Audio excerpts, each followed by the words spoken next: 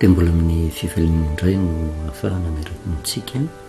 ao anatin'izao fotoana fohy izay fampahiresantsika amin'ny alalan'ny tenin'Andriamanitra izao. Mandalitra zavatra sarotra isika ary tsy isika irery fa mahatratra n'ity izao tontolo izao ity, ary araka ny nambarantsika hoe tsy misy zavatra tongatonga ho azy fa misy hafatra tian'Andriamanitra mampitaina mba tonga ny olona hitodika tanteraka aminy. Tsy mbola tonga amin'ny fotoana fandringana an'izao fa mbola anatin'ny fialanen'Andriamanitra mba tonga ny olona hiverina ho amin'ny marina ka hiondrika hamantatra ny zavatra takian'Andriamanitra ho amin'ny olona.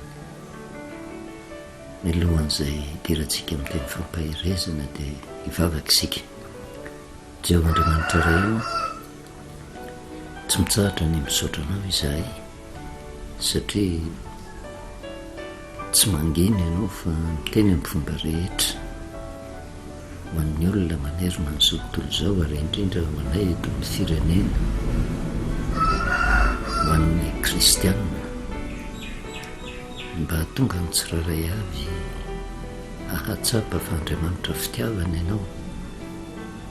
ary ny zavatra ataonao na soa na ratsy ny veritreretana azy dia mariky ny fitiavanao lehibe, satria Andriamanitra dia hitantana ianao ary dia ampiseho ny mahafitiavana anao, kanefa ny fiarovana sy ny famonjena izay mety ho azonay dia miankina amin'ny fandraisanay fanapahan-kevitra. Nangataka ny fanahinao masina mba hiasa ao anatin'ny olonao tsiraray avy, mba ho maro ny tonga saina ka mitsahatra ny fanao ratsiny, fa hahay iaino ny hafatra ny teninao izay hitondra fahasoavana, indrindra amin'izao vanim-potoana sarotra izao izay isian'ny loza, isian'ny fahafatesana, tsy ampozina mitranga manerina n'izao tontolo izao. Ampianaranay iain'ny feonao anatin'izany toe-javatra mitranga rehetra izany, dia mahatoky fa mivoninahitra ao dia ho asehonao aminay mandrakariva. Ny anaranao Jesosy, amen. Faly miaravantsika amin'ny anaran'i Jesosy Kristy ary manonona ny fahasoavana sy ny fiadanan'ny tompo amintsika mandrakariva. Ny zavatra mitranga manerina n'izao tontolo izao dia tsy misy zavatra tongatonga ho azy, ary ny opana ny fanazavantsika dia mahakasika ny toe-javatra mitranga mieritritra ny pelotona izay, ary indrindra nyity taona 2024 ity izay mamerimberina mandrakariva, hoe misy antony manokana matoa ny tomboka tamin'ny andro sabotsy ty taona ity, izay hitrangan'ny toe-javatra manahirana manerina n'izao tontolo izao ary mahatratra ny firenena rehetra. Ary izany toe-javatra izany dia miafina ambadiky ny hafatr'Andriamanitra mahakasika ny andro fafito izay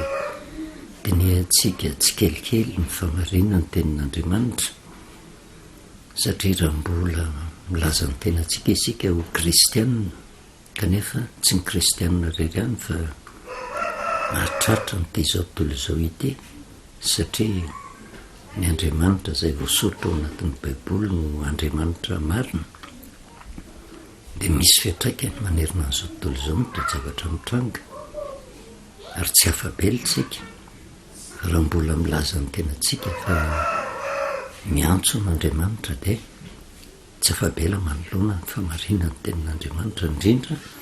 ny hafatra tian'Andriamanitra ampitaina ao anatin'izay andro fafito izay izay efa diniantsika tsy kelikely ary tsika tsy mamorona, araka ny nambarako ombenibeny hoe tsy resaka fotom-pampianaram-piangonana no hazavaina fa Baiboly, ary vavolombelona isika raha manana Baiboly ny tsara indrindra, tsy hoe mihaino fotsiny aho fa manokatra ka mandinika izay voalaza ny soratra masina, satria ao no nambaran'Andriamanitra ny sitrapony, ary samy miaika an'izany avokoa rehefa mety ho kristianina rehetra hoe tena tenin'Andriamanitra no ao anatin'ny Baiboly, dia tsy mivoana araka izany tsika fa mijery ny famarinana ny tenin'Andriamanitra. misy afatr'andriamanitra ao anatin'ny andro fafito ary tsy afabela amin'izany ty zao tontolo zao ty na mino izy na tsy mino ary lasao teo zavatra mitranga manerina an'izao tontolo zao tao anatin'ny telotaona zay indrindra amafisin'andriamanitra mitety taona 2024 ity dia manamarina ny famarinany teniny amin'ity androany ity tsika dia somary jery zavatra hafa indray zay misy fifandraisany ihany koa amin'ny le hoe ny taona zay arahantsika amin'izao vanim-potoana zao dia manaraka ny calendrier grégorienne zay natomboka tamin'ny sabotsy zay tsy tongatonga ho azy ozy tsika dia ho jerevantsika indray hoe manahoana ny voalaza ny soratra masina indray sy ny afatra tiany ampitaina amintsika amin'ity anio ity raha ny calendrier zay iainantsika amin'izao vanim-potoana zao ny calendrier grégorienne dia le fanisan'andro dia miorina ny fiodinany masoandro ary io no arahany zao tontolo zao na dia izay ary andriamanitra tsy misakana an'izany ary tsy manameloka n'izaniza manoloana n'izay toe-javatra zany fa zay moa ny sitrapony zanak'olombelona dia arahana ny fiodinany masoandro no hamaritana ny andro fa tao amin'ny baiboly tsy ny fiodinany masoandro no hamaritana ny andro fa ny fizotran'ny volana raha mandinika tsara ao anatin'ny soratra masina dia ny fiatombohan'io volana io volana ara-baiboly zany dia manomboka eo amin'ny maizom-bolana ny fiatombohan'ny volana ary ny zavatra ohatra ny manaitra amin'izao vanim-potoana zao fiodin'ny volana ndresantsika ary fomba fanisan'andro ara-baiboly araka ny nametrahan'andriamanitra azy dia raha mijeritsika ny exodosy 12 hoe inona ny fandraisan'izany indray amin'ny toe-javatra mitranga satria kristianitsika ary zay voalazan'ny baiboly dia tsisy azo foanana fa miezaka tsika misintona lesona amin'ny famarinana napetrak'andriamanitra ao anatin'izay aty amin'ny exodosy 12 ary malaza be ity exodosy 12 ity ary fantatry ny fiangonana rehetra fa raha iresaka mahakasika ny paska no hitan'ny olona ao anatin'ny exodosy 12 ho jerevantsika hoe inona ny manodidina n'izay paska zay satria efa miomakomana hiditra ho amin'ny paska indray isika amin'izao vanim-potoana zao dia ny exodosy 12 no fantatry ny fiangonana rehetra mahakasika an'izay paska zay fa sainga mahavony fiangonana dia zay zavatra mety amin'ny any no raisiny fa tsy mijery zay mety zavatra nambarin'andriamanitra izy baiboly protestante ny eto am-pelatanako dika teny protestante dia misy soramandry hoe ny paska sy ny loza vafolo izay nafatiny lamatoa rehetra teo Egypta zay ty exodosy 12 ity miomana ho amin'ny fidirana amin'ny paska dia vakiko ny 1 ka hatramin'ny 4 ny anaran'i Jesosy ary Jehovah ny teny tamin'i Mosesy sy Arona teo amin'ny tany Egypta ozy ka nanao hoe ity volana ity ho voaloham-bolana ho anareo dia ho voaloham-bolana amin'ny taona ho anareo zay 12 sy 2 zay dia ara-baiboly zany dia le volana tenain'i Jehovah io no fiatombohan'ny volana amin'ny calendrier grégorienne zany dia janvier no voaloham-bolana voalohany amin'ny voaloham-bolana amin'ny taona 1er janvier no andro voalohany amin'ny taona zay tsikarotritsika zay mitotona tao amin'ny andro asabotsy ny andro fafito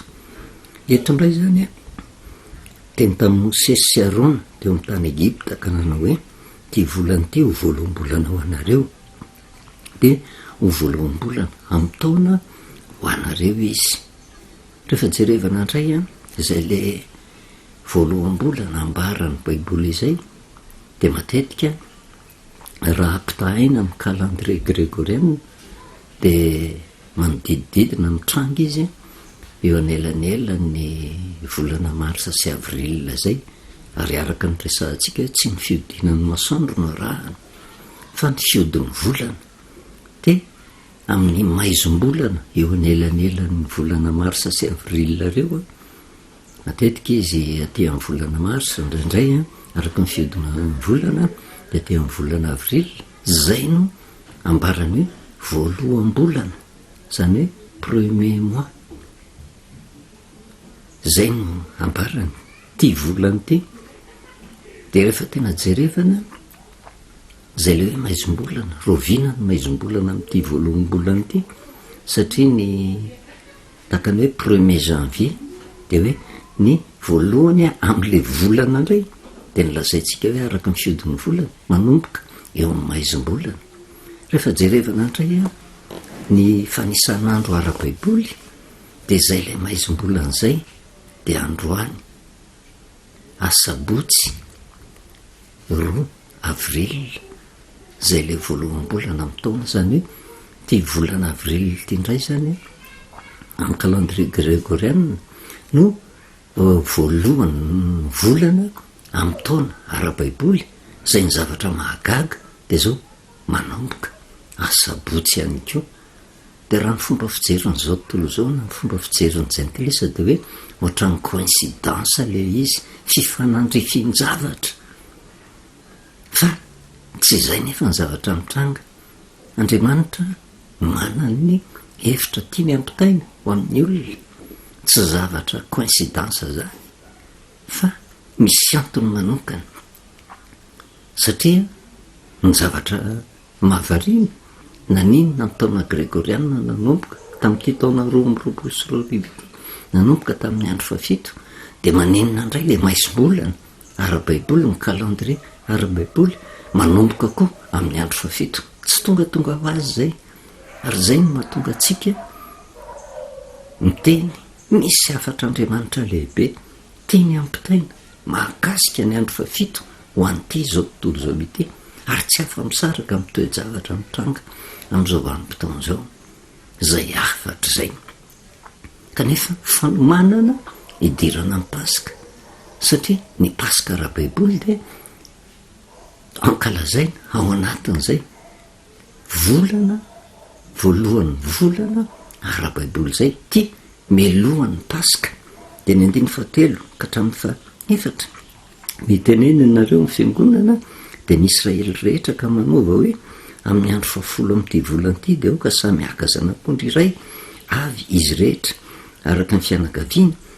dia zanak'ondry iray avy ho an'ny isa-trano. Ary raha vitsy loatra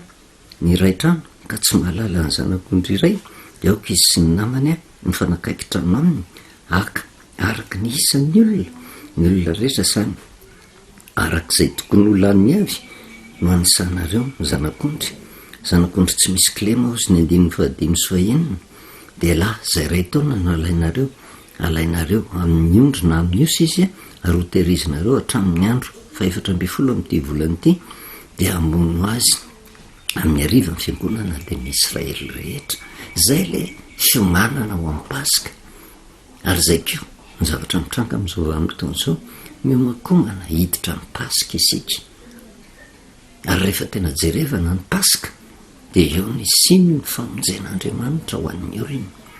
Kanefa rehefa jerevantsika n'izay Pasika zay tsy resaka famonjena fotsiny ange ny zavatra tsikaritra ao anatin'ny Pasika, fa rehefa tonga ny Pasika de misy fandringanana ao amin'ny lafiny anankiray, ary misy koa famonjena amin'ny lafiny elany. Ary tsy gaga tsika raha mampatsiaro kely ny toe-javatra mitranga nandritra ny 3 taona, satria taona 2024 zay taona voalohany zay nitara ny coronavirus manerana n'ity zao tontolo zao ty, tsy taoriana ny Pasika fa melohan'ny Pasika tena nanomboka nindrongatra ny aretina coronavirus. Ary nandefa afatra teotsika hoe misy antony zany, zavatra tsy mahagaga zany, fa le tantara taty amin'ny Exodus no miverina. Fa inona ny zavatra mitranga melohan'ny Pasika? Loza amin'ny natambo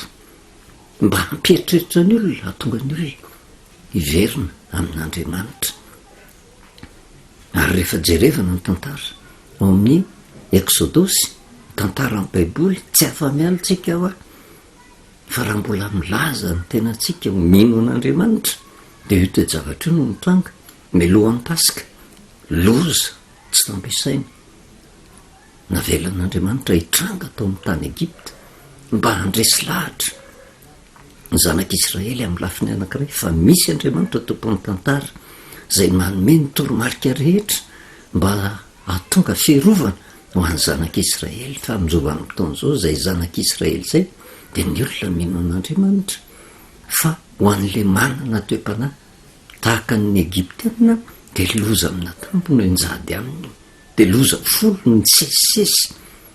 no mitranga tao amin'ny tany Egipta mandra-patonga ny vanim-potoana ny paska dia tsy gaga isika tamin'ny taona 2020 misy indray ny loza maro isan-karazany ary raha mandinika isika ny voalaza aty amin'ny eksôdosy 12 fa mbola iverenantsika kely eo amin'ny fanazavana ny paska dia ny zavatra mitranga dia misy fibohana tamin'ny taona 2024 tsy mbola nisy an'izany nanerina n'izao tontolo izao tao anatin'ny confinement ary raha matadidy isika dia raha hatramin'ny fiangonana range dia nikatony fa nasaina ny hiboka ny olona rehetra ary izay fibohana izay marina ara-tsoratra masina mialohan'ny paska le paska tao amin'ny eksôdosy 12 no miverina satria taty amin'ny eksôdosy 12 ny paska izay nitanterahana tsy teo amin'ny toerana anankiray ny zanak'Israely nivondrona teo ohatra hoe tao anatin'ny fiangonana fa isa tokantrano araka ny vakitsika eo amin'ny eksôdosy 12 hoe mitenena ianareo amin'ny fiangonana 17 dia ny Israely rehetra ka manova hoe amin'ny andro 10 amin'ity volana ity dia aoka samy aka zanako ny ray avy izy rehetra araka ny fianakaviany dia zanako ny ray avo amin'ny isa trano ary raha vitsy loatra ny ray trano ka tsy malany zanako ny ray dia aoka izy izay namany fanakaiky trano aminy akarak'izay isan'ny olona rehetra samy araka ny tokony olany avy no anisanareo zanak'Israely zanak'ondry tsy misy kilema dia laza iray taona no alainareo amin'ny ondry amin'ny osa izy ary hotehirizinareo hatramin'ny andro 14 amin'ity volana ity dia hamono azy amin'ny hariva ny fiangonana dia ny Israely rehetra izany hoe tsy teo amin'ny toerana iray fa isa tokantrano no naka an'ilay zanak'ondry izay mbola ho azavaintsika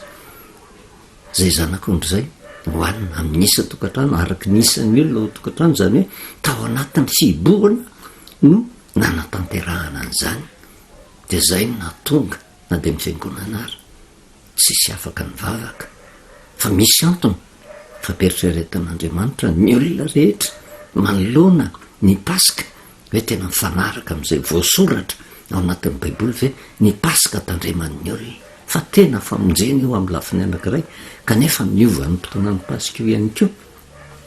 vanim-potoanan'ny paska sy melohan'ny paska dia misy loza misesisesy manjony zanak'olombelona rehetra ary tsy gagitsika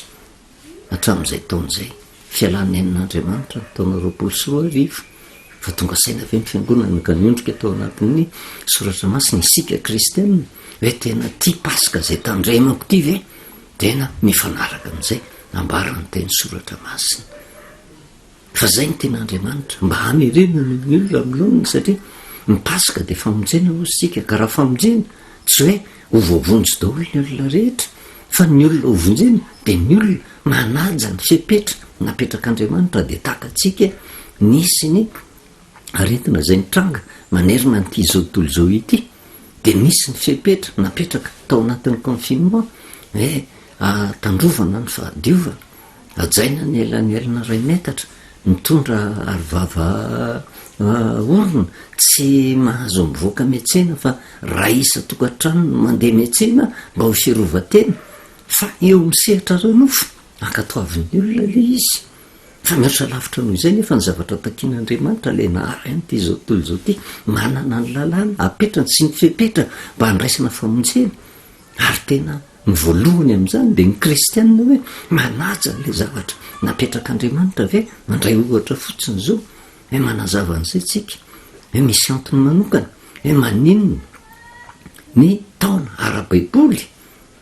zay nyresahako teto hoe manomboka amin'ny maizom-bolana ary ny maizom-bolana zany hoe voalohan'ny volana zany hoe premier jour du mois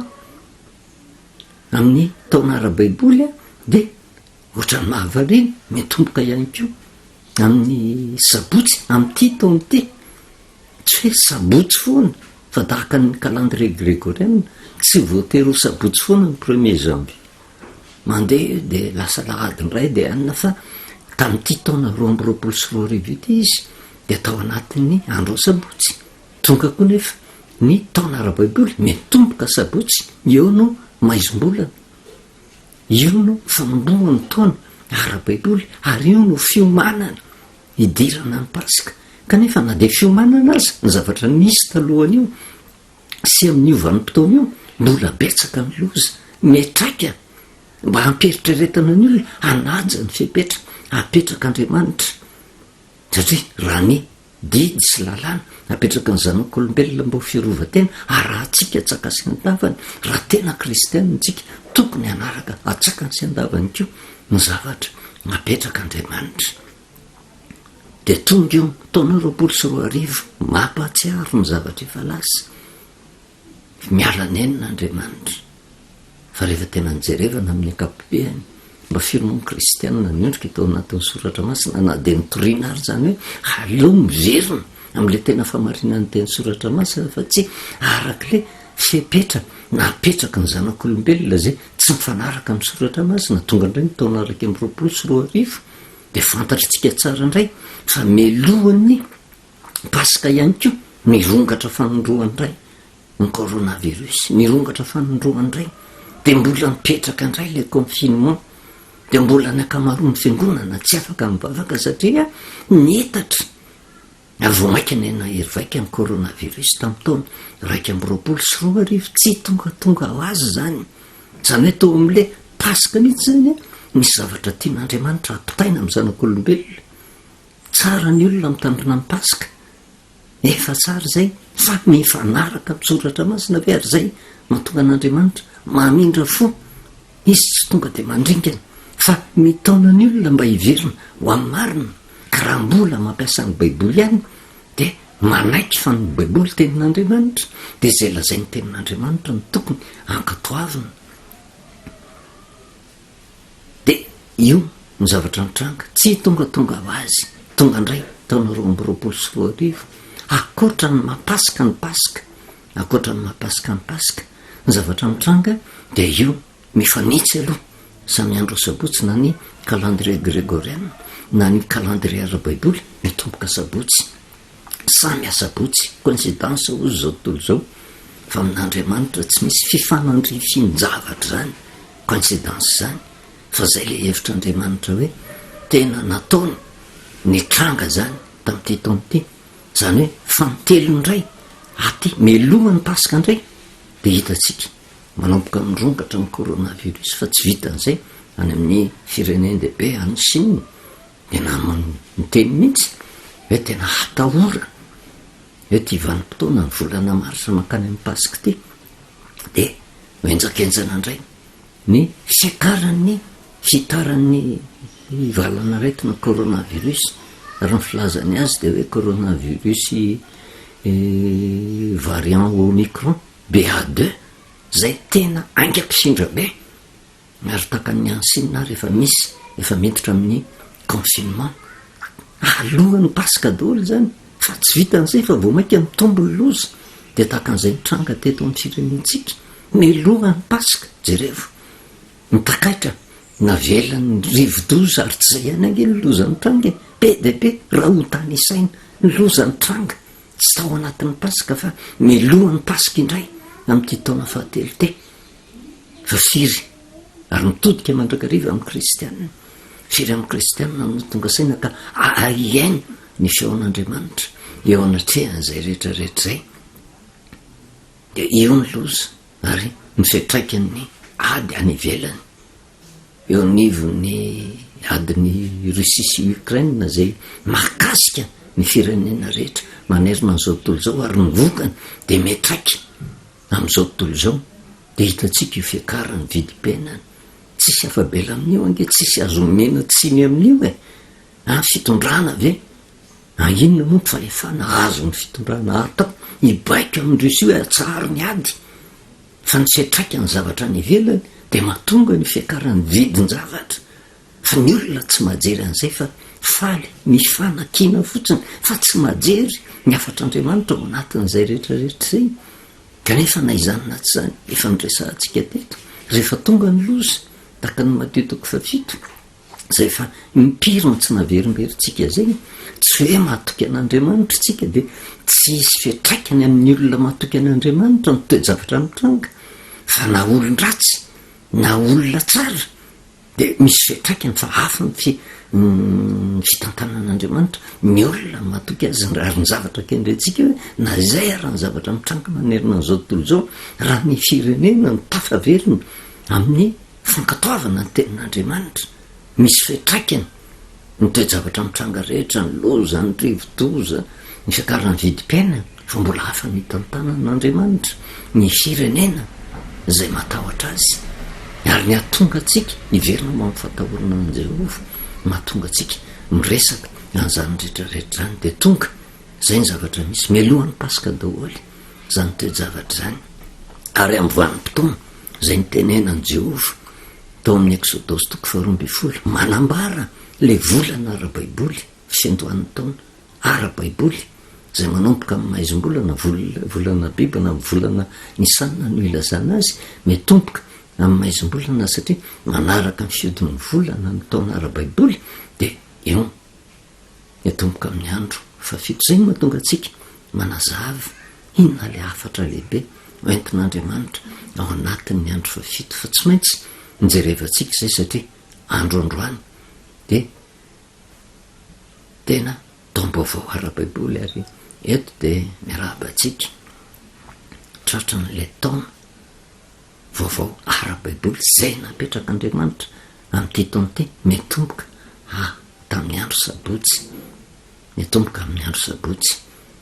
ary zany rehetrarehetra zany de mba handraisantsika ny afatra avy amin'andriamanitra satria na de tonga raha zay taom-baovao ara-baiboly zay tsy misakana ny loza zay na de eo ara ny paska misy fanantenana ho an'ny voakan'andriamanitra satria ny paska de famonjena amin'ny lafiny anankiray ary raha miverina amin'ny fatahorana n'andriamanitra tsika de manomana amin'ny andro paska Jehova ny famonjena ho an'ny olona zay matoky azy fa zavatra roa mamitranga ositsika hoe ao anatin'ny paska de ao amin'ny faratapony loza amin'ny lafiny anankiray ary faratapony famonjena ho an'ny olona zay matoky raha tafaverina tanteraka amin'andriamanitra de io zavatra io tsy tongatonga ho azy ositsika de io ny zavatra misy manerina n'izao tontolo zao kanefa na ao ara le taom-baovao ara-baiboly fiomanana anomezan'andriamanitra indray ny fepetra mba raha ny olona atonga ny olona hitandrina ny paska araka ny tokony ho izy satria ny fipetrakapetrakaandriamanitra tsisy azonao vana zany mihitsy fa tsy maintsy makatoa an'izay fipetra napetrak'andriamanitra zay fa rehefa tonga ny paska de inona ny zavatra mitranga misy fandringanana anarak'io eo amin'ny soramandreo ny paska sy ny loza fahafolo zay nafatin'ny lamato rehetra tao amin'ny tany Egipta miaina eo amin'ny tany Egipta tsika amin'ny sehatra ara-panahy de ty izao tontolo zao ety misy loza ao ny manano tanina mbola ho avy ao nefa miatra ary de tsy gakytsika amin'izao toe-javatra ho an'ny olona zay mandinika ny soratra masina tsisy hafa-bela hoe ankata anjara ny zanak'Israely zany tamin'ny andro ny zanak'Israely zany fa tsy mahatratra atsika rehefa metimety amin'le kristianina le izy de any zanak'Israely fa rehefa tena dinihany ny afatr'andriamanitra ange atranam-piandohany tena petraka mandrakariva ho any zanak'Israely zay nofidiny kanefa tsy hoe taranaka voafidy ny angarana izy ka izy rery no vonjena fa ny zavatra tsy sapan'ny olona de taranaka voafidy mitoky amin'andriamanitra miaina araka ny sitrapon'andriamanitra ary mampiasan'andriamanitra ho fitaovana ampita azay le maizy an'andriamanitra zay ho an'ny olona tsy mahalala fa rehefa metimety amin'ny olona de zay ny fitsipimpiainana kristianina fa rehefa tsy mety amin'le olona le zavatra apetraka ny soratra masina de andioso zany na any zanak'Israely fa tsy ho atsika am'izao vanim-potoana zao fa tsy afabela satria miafatr'Andriamanitra de natao ho an'ny olona rehetra ndraindraiky mahalasa fisainany ohatra fotsiny tsika zao mijery ndraindray raha vao miresaka an'le hoe andro fafito io de hoe ankany jiosy no tompon'izany raha mijerytsika any am' Genesisy 2 tamina mironana ny Adama sy Eva de apetraka ny fanontaniana fa inona ny firazana ny Adama sy Eva jiosy sa inona tsy mbola nisy zany rehetrarehetra fa le andro fafito zay mitahin'Andriamanitra ny tsarany tamin'ny asany any Jehova araka ny Genesisy 2 ny 9 tsy nisy mihitsy ho an'ny jiosy ary tamin'izany vanim-potoana zany mbola tsy nisy afa-tsy Adama sy Eva ary Adama sy Eva tsy fantatra hoe ahoana no falady adiny ny olona mandinika soratra masina hoe frantsay hoe Adama sy Eva sa afrikanina Adama sy Eva sa jiosy ry Adama sy Eva tamin'io vanim-potoana io fa Jehova mihitsy ary tamin'ny andro fafito de vitan'Andriamanitra ny asa efa nataony ary de nitsahatra tamin'ny andro fafito izy tamin'ny asany rehetra zay efa nataony ary Andriamanitra ny tany andro fafito sy nanamasina azy satria tamin'izany nitsara n'Andriamanitra tamin'ny asany rehetra izay ny fironiny tamin'ny nanaovany azy io no fototra ny andro fafito fa saingy efa nadeditsika teto fa inona ny zavatra nitranga tamin'ny andro fafito na tonga ny fahafatesana teo amin'ny Adama sy Eva zay ny lovany zanak'olombelona mandraka ankehitriny fa le toetra vokatry ny tsy fandinihana ny zavatra nalavana Adama sy Eva no mahalavy ihany koa le olona zay milaza fa kristianina am'izao vanim-potoana zao satria tao anatin'io andro fafito io araka le didy zay fa niresantsika hoe miorina tsy hoe ireo fotsiny didy fa mifono zava-dalina eo zay ombolodiniantsika hoe tena azonao hoanina ny azo rehetra eo am'sa fa nyvoan'le azo fahalalana ny tsara sy ny raty no aza hoanina fa miandro zay nananao azy de ho faty tokoa ianao mahatonga atsika miresaka hoe rehefa ny fironiny Adama sy Eva tamin'ny andro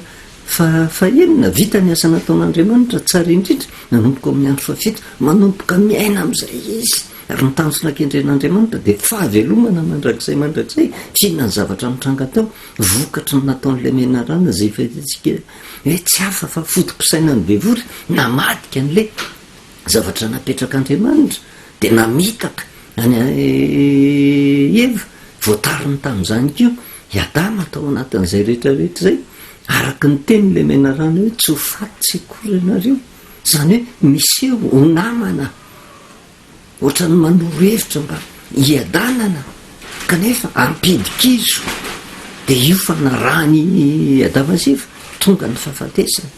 ary tao amin'ny andro fafito no netombona zany rehetrarehetra zany de inona ny zavatra mitranga le fiainana tokony iainany zanak'olombelona tamin'izany vanim-potoana zany tsy nisy tsony ny fahavelomana mandrakizay fa miandry azy ny fahafatesana vokatry ny fandikana le teny napetrak'Andriamanitra ary le fandikana napetraky ny tenin'Andriamanitra tsy eritreritra tao amin'ny Adama sy Eva fa araka le toromarika nomeny ny fanaratsy zay tena dimbiasan'ny olona am'izao vanim-potoana zao dimbiasany tsy mahalala ary ny tena raharaha be de na ny kristianina ary de mbola mitohy mizotra am'izany ka tsy manaiky miala olana manoloana ny famarinany tenin'Andriamanitra mba tsy anarana an'izay fa le fanao mahazatra le lasitra fototra ny aina ny fiangonana zay hita fa tsy mifanaraka amin'ny soratra masina zay rehefa tena jerefa nankeny loza manerina an'izao tontolo zao ampasahina no itenenana nyty toe-javatra ty na de orany jentilisa tsy mahalala na de orany atoko-bavahana tsy miorina amin'ny baiboly de zao nahatonga ny loza ny kristianina maro misy zay tena ohatra mivavaka amin'Andriamanitra mampiasa ny baiboly fa tsy manaiky zay voasoratra ny baiboly ka ty amin'ny Exodosy 2:12 de io no toe-javatra mitranga mitomboka ny volana ara-baiboly mbola tsy mitsahatra ny loza fa mbola isy loza manaraka ihany kanefa araka ny resantsika hoe roa taona zay efa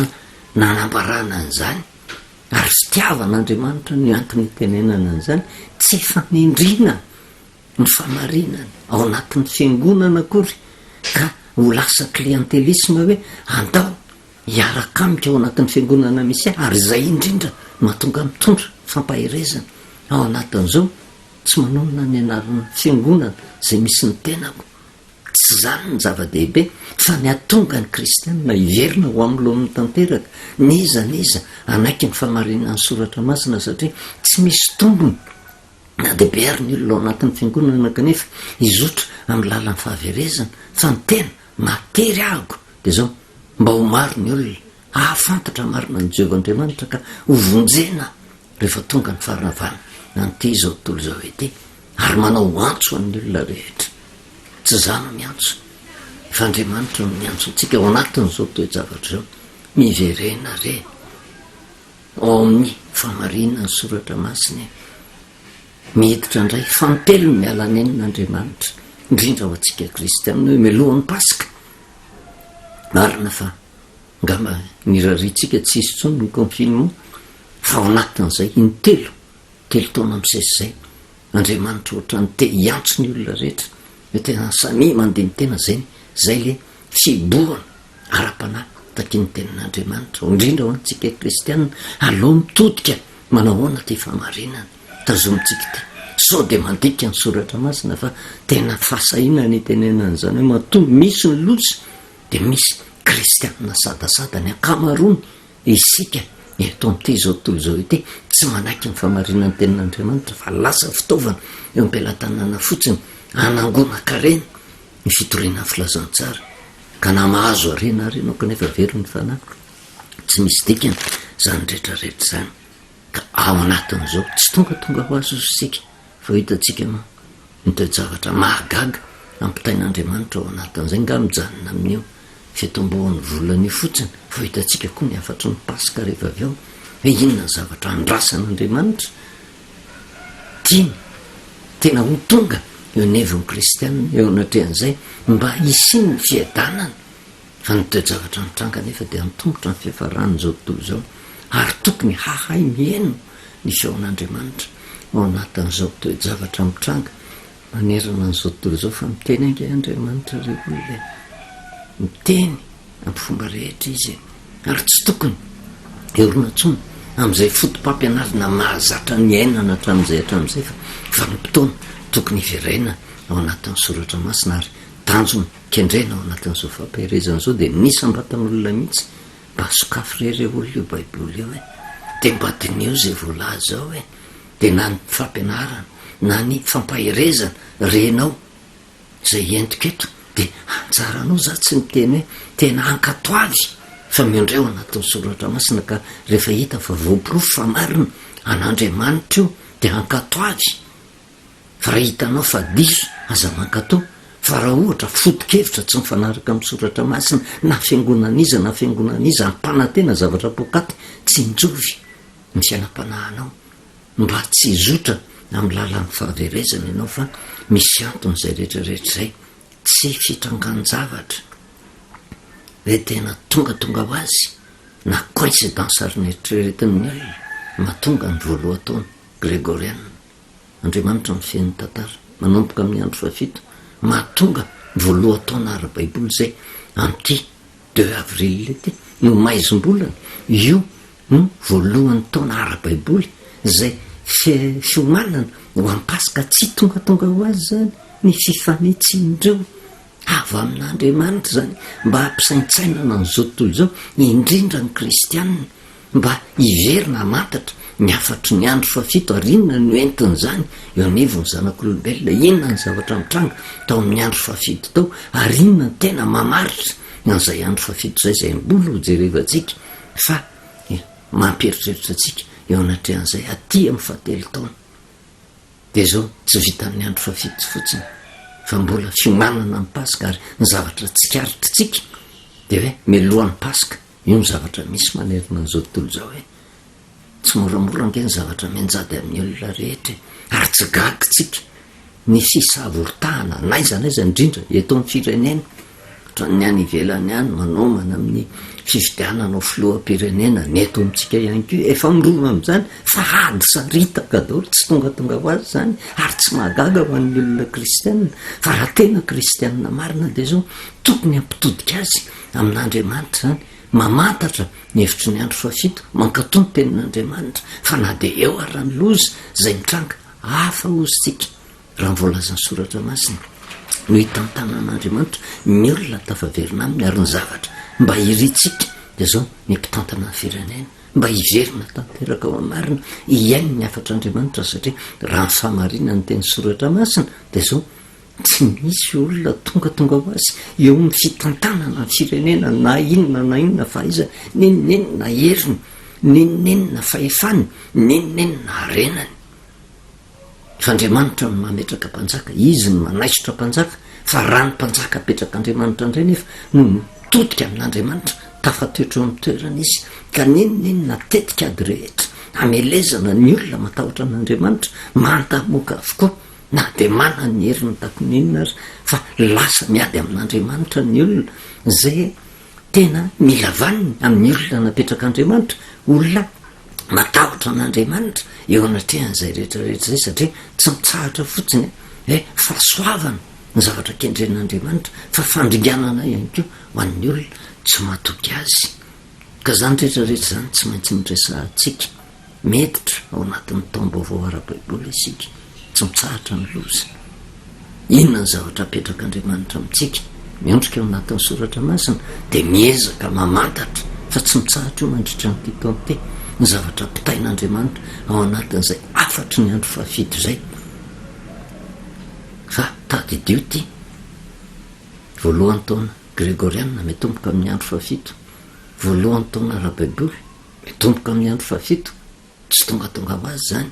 voalohany taona ara-baiboly fiomanana ho amin'ny pasika telo taona zay ny iboka roa taona ny sisy fa mity akaiky indray ny pasika ny zavatra takin'andriamanitra nisambatan'olona midika ny fiboana indray amin'izay vanim-potoan'izay fitodiana amin'ny tena mandeha ny tsara indrindra sika kristiana indrindra sika mpitondra fivavahana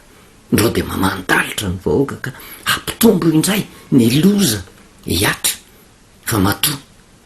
matetika inge ny zavatra mitranga eo anivon'ny kristianina de ohatrany mahazo tsiny ny olona tsy mahalalan'andriamanitra mahazo tsiny ny mpanao politika momba fantatritsika kristianina ave ny ataotsika inge mampitombo ny loza satria tsarako ny tokony ho izy tsy ny fijoroantsika vavolombelona hoe za tena kristianina ka ny marina ratsoratra masina anao tena ampitaika fa mitontena ho kristianina de manatanteraka ny tenin' jesosy hoe ty fireneny ty manaja amin'olona izy fa ny fony kosa lavitra fono ny vavahany zany olona zany amiko izy ny lazay ka zay rehetrarehetra zay ny tokony hitandremantsika ary raha tena mandinika tsaritsika fahasoavana lehibe no afantarantsika n'izany satria ny fahafantarana ny marina de mitarika ho any amin'ny famonjena ary zay ny zavatra iritsika mba ho isan'ny firenena miavaka ty fireneny ty mba ho isan'ny kristianina miavaka ny kristianina eto n'ty madagasikara ty eny atrany amin'ny mpitantana ny firenena fa am'izay vanim-potoan'izay tsy azo edikevitra 100 mamonjy andriamanitra manavitra andriamanitra fa rehefa miziriziry ny olona tsy anaky ny marina de tsy tokony isomena tsiny na iza na izy satria tsy manaiky ny sitrapon'andriamanitra de tsisy azon'andriamanitra atao afa-tsy loza tsisy fiarovana azon'andriamanitra atao ka tsy sitrakitsika izany de mahay rezarere olona mahaiza miaino ny afatry ny andro fafito lonatro n'andriamanitra rery any ivavakisika misotranao jehovaandriamanitra ray ny amin'ny teny ampitaina zay manambarany maizy ianao satria tena fahasoavana lehibe no andrinesany vahoakanao na minona tsy mino ny afatry ny teninao sady ny afatry ny andro fafito ny fiomanana na ny pasika zay ho avy ary resy lahatra tanteraka zay hoe loza tsy mitsahatra me mahery vaika mandrakarevaka nefa matoky izay fa misy lalam-pamonjena tianao soritana sokafa masom-panahany vahoakanao mba hiasany ny fanahy masina mba tonga azo iondrika tanteraka ka naiky ny famarinany teninao ka mba ho firenena miavaka tsy riritiny tsy ho fianarany zao tontolo zao ty firenena malagasy ty na de nosy kely azy de misaotra indrindra ray ny anaranao jesosy amen. manao velomantsika amin'ny anaran'i jesosy manao na ny fahasoavana sy ny fahadalan'ny tompo amintsika mandrakariva.